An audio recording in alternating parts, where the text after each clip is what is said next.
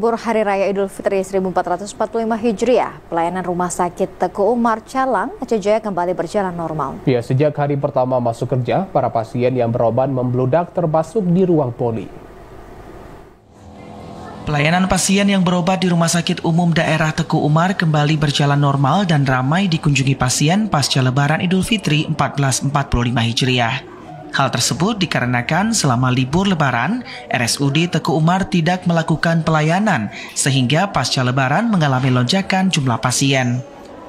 Pasien yang berobat ke rumah sakit setempat merupakan pasien rawat jalan yang rutin berobat ke berbagai poliklinik.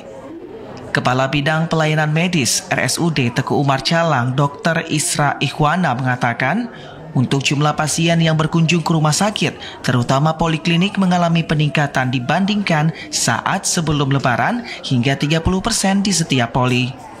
Peningkatan tersebut disebabkan adanya libur panjang selama Lebaran Idul Fitri dan sudah lama tidak mengambil obat. Alhamdulillah setelah pasca Lebaran, pelayanan di rumah sakit relatif normal. Pelayanan kita mulai di hari Selasa dan seluruh dokter spesialis, seluruh poli yang ada di rumah sakit kita. Semua pelayanan poliklinik berjalan relatif normal seperti sebelum Lebaran.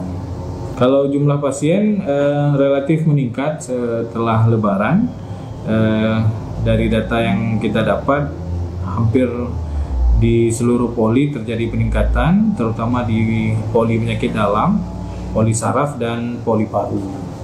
Karena rata-rata pasien di poli tersebut itu merupakan pasien penyakit kronis, sehingga sudah rutin mengambil obat di rumah sakit.